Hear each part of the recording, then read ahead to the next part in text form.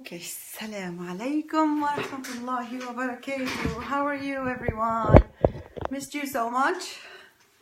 Well, this is, as you may know, this is Hend Elkhayyal, IELTS trainer and an ESL instructor. What's wrong with my phone? Okay. So, hello everyone. Again, this is Hend Elkhayyal, IELTS trainer and ESL instructor.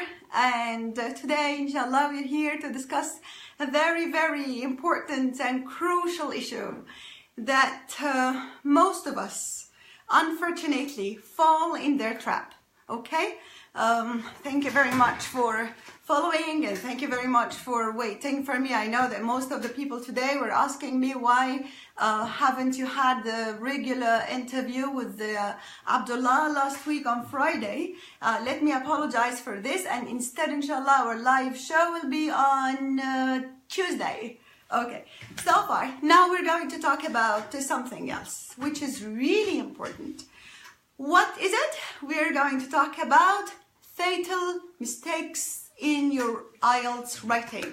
Fatal mistakes. Fatal means killing mistakes. First of all, those 7 viewers, would you please do your best to share this video so that we can benefit others as well. If you think that other people may be interested, thank you very much in advance. Okay, so let's start with these fatal mistakes. Fatal mistake number 1 is conventions. Well, I would like to ask those who are following me now about the word conventions and what do I mean by the word conventions. I think that you guys know what convention, what does this word mean? Well, first of all, the word convention means number 1, the punctuation, number 2, the paragraphing, and number 3, the spelling mistakes. So we have 3 things to watch and to be very careful while writing, okay? Number 1 is the punctuation. And what do I mean by the word punctuation? Punctuation means to put the punctuation marks properly. Like what? Like periods, which are full stops, question marks, exclamation marks, indents at the beginning of the paragraph. Also, the capitalization matters, okay? So this is when it comes to the punctuation. Number 2, paragraphing. How would I do a successful paragraphing? We all know that our essay should not be less than at least 4 paragraphs.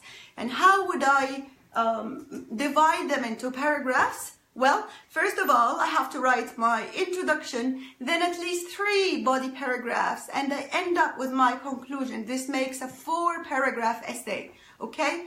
4-paragraph essay means that I have to divide them into 4.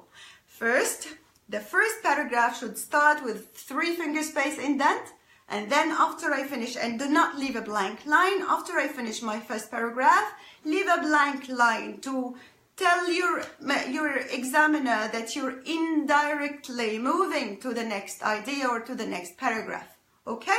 So by this, your paragraph or your whole topic would seem very concise and would seem very organized.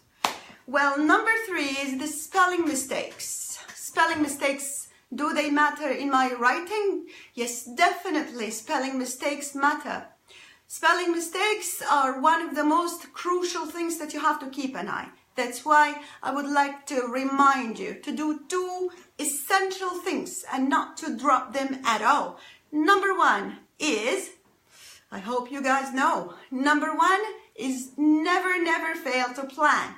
And as you may know, failing to plan is planning to fail. So please do never forget planning for your essay before you start writing it. The brainstorming, diagram. Use any kind of a diagram so that you can easily organize your ideas and later on you can catch your ideas in a simple diagram. Do not waste a lot of time in planning, but make sure you plan and organize your ideas so that you cover all the required points or bullet points, and then at the same time you organize your ideas so that you know, for example, if it is an opinion essay, you get to know what your opinion should be, okay? So, or where you stand from both points of view.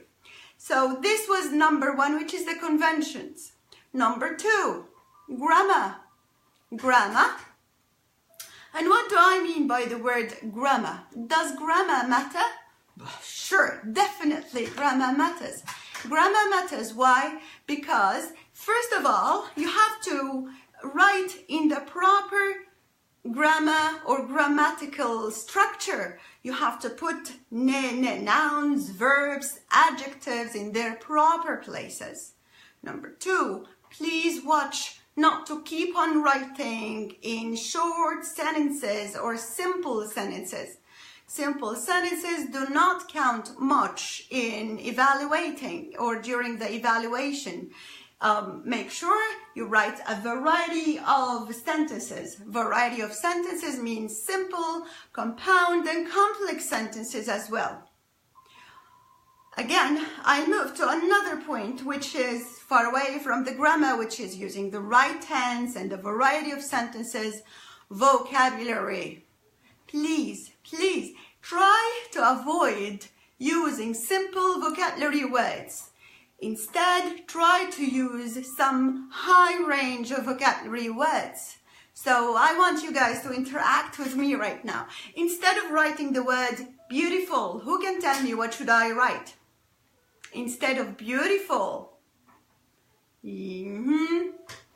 So instead of beautiful, for example, you can easily write impressive, outstanding, attractive, amazing, splendid. Yes? Instead of writing the word big, small, happy, sad, kindly try to avoid these very common vocabulary words and use a little bit higher range of vocabulary instead. And that would take your score up and up. Okay? One more thing, which is the transitive words. The transitions. Please do not forget to write or to include a transitive or transitive words, especially in the beginning of the paragraphs.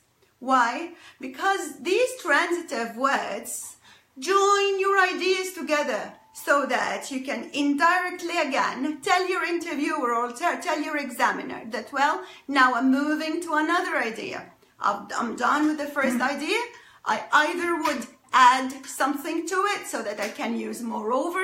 In addition to that, what's more, also, these are very nice transitives to explain that you're moving to a different idea, to another idea which has almost the same, which goes in the same line, on the same page of the previous idea. Okay?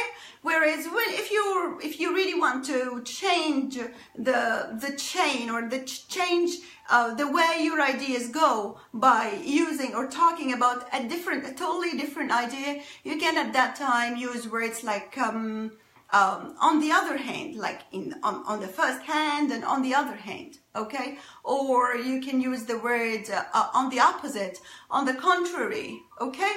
Also, if you're writing 2 paragraphs, one of them is cause and the other is an effect to what you previously mentioned, at that time you can say, therefore, thus, hence, that's why, okay, based on the above mentioned. So please make sure you include a transitive. For example, in the first paragraph, you can write first and then you write second and third, all right, to start with, and then you can write then or moreover, whatever type of transitive you're going to use to join your ideas. In the conclusion, you can use a lot of, you have many or much varieties of transitive words, like what? Like in conclusion, to sum up, to wrap up, and so on. Okay? Let's add something else to our fatal mistakes. The last one, which is the word limit or the word number. The word number which is given to you. We all know that the word or the essay length is really crucial. Yeah? If you're familiar with the IELTS test, you would get to know that that you will be required to write at least 150 words for topic 1 or essay 1, and for section 2 you will be asked to write 250 words. What if I extended this number or I exceeded the number? Then at that time you won't be penalized. Whereas if you write less than this number, there would be a problem. Why? Because there is a penalty for not reaching the word limit that is required for you. So please make sure you write or you cover this word number that is required from you. Okay? Another thing, which is, why should I cover it? Well, again, as I told you, you have to cover it because you will be required to cover it. Otherwise, there will be a penalty for not covering it. Okay, but for that, some people spend some time in calculating and counting how many words they have written. And unfortunately, since the time is so much limited during the IELTS test, I would give you a very nice advice for that. You better use a PDF previously prepared or a printed PDF answer sheet, and use it while practicing so that you can easily get to know how many words do you usually write in a line, in the same line that is used in the answer sheet. Then you will be familiar with how many words do you usually write in a line. Okay? So this is my advice to you in this regards. And finally, I know that you guys know quite well that all these tips are very important and very crucial.